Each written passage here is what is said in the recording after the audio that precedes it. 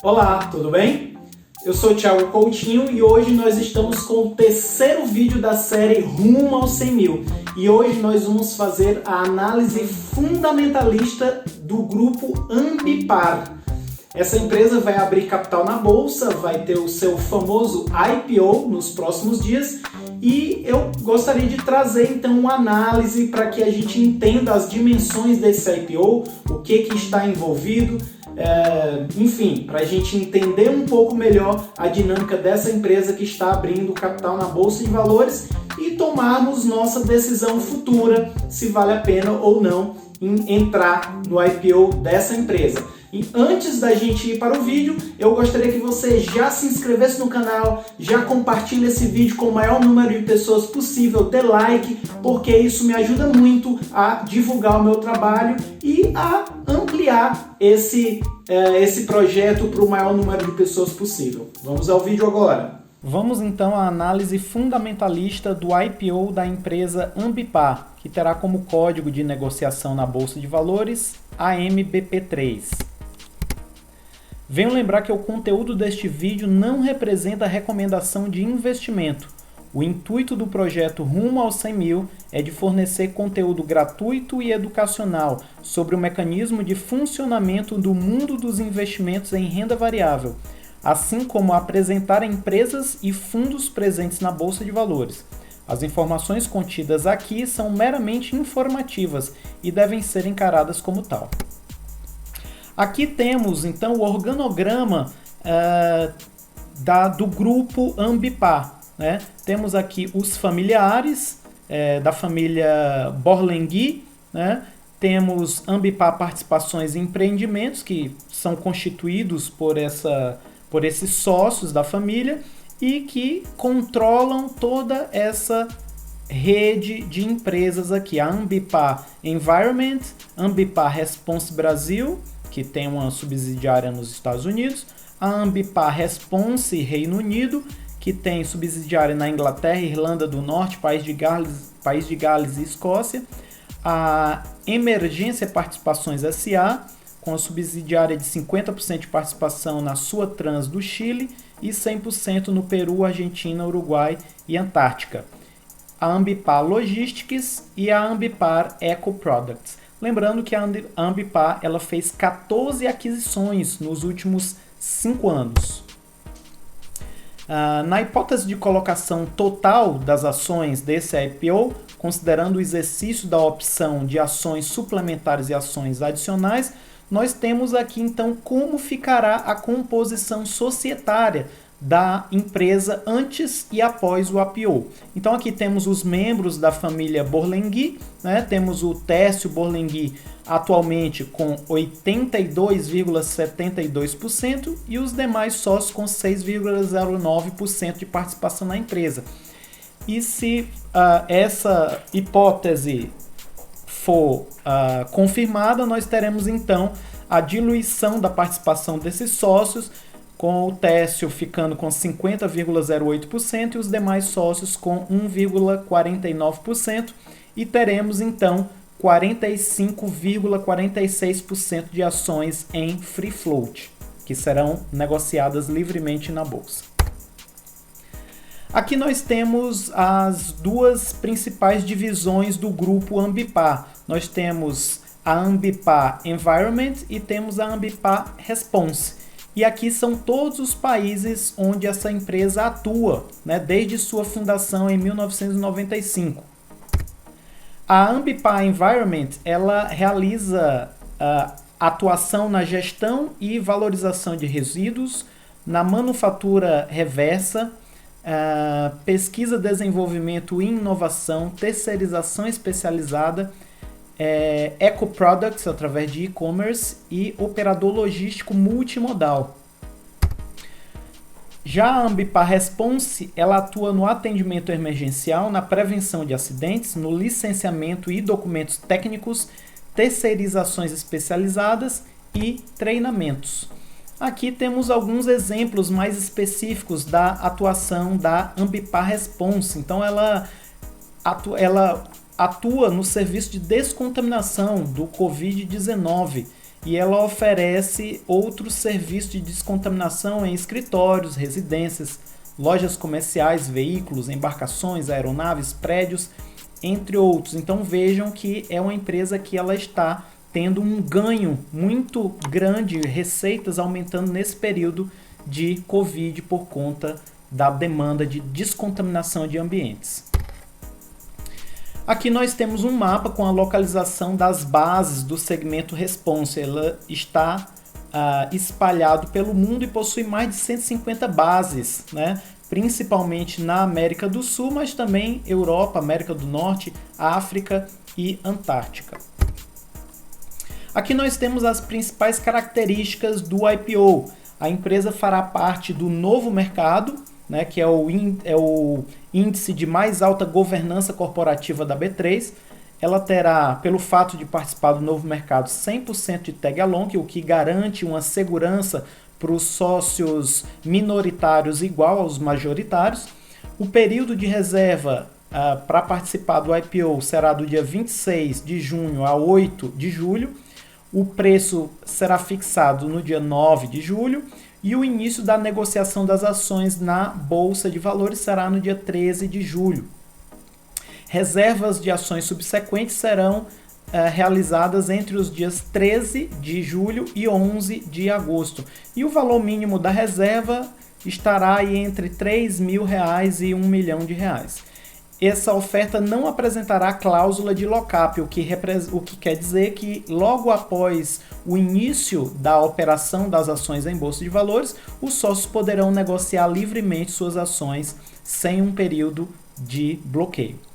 A quantidade atual de ações hoje é de 69.202.254 ações e a quantidade total depois do IPO, considerando que a empresa vai colocar as ações suplementares e adicionais no mercado também, será de 112.935.588 ações.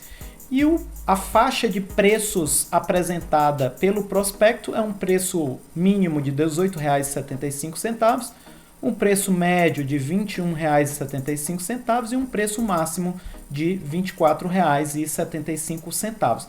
Lembrando que os valores podem variar dentro dessa faixa de preços, podendo inclusive ultrapassar aqui os pontos máximo e mínimo.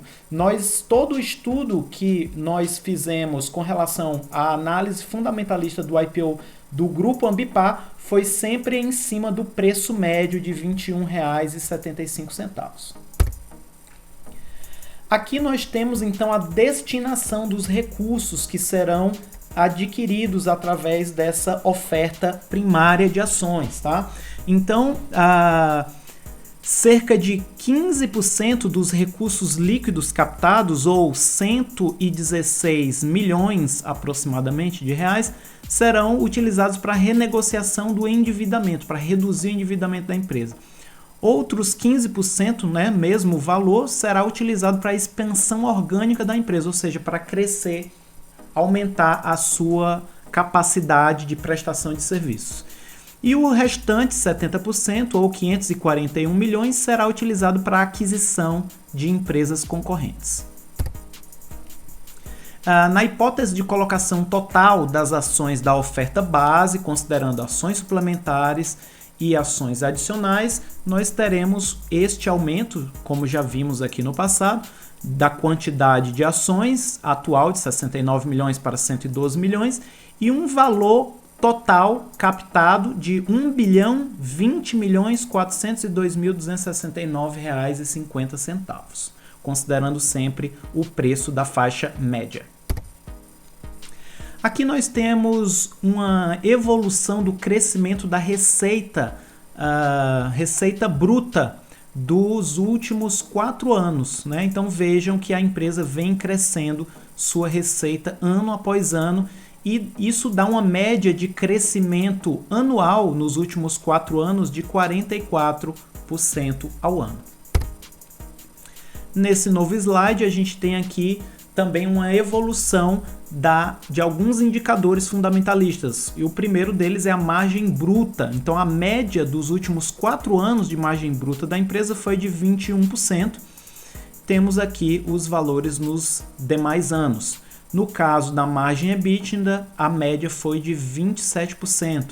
E no caso da margem líquida, 7% em 2019 e 8% no primeiro trimestre de 2020. O que nos chama a atenção é o baixo valor percentual da margem líquida aqui da empresa, ou seja, ela trabalha com margens muito apertadas, assim como margem bruta e margem EBITDA também.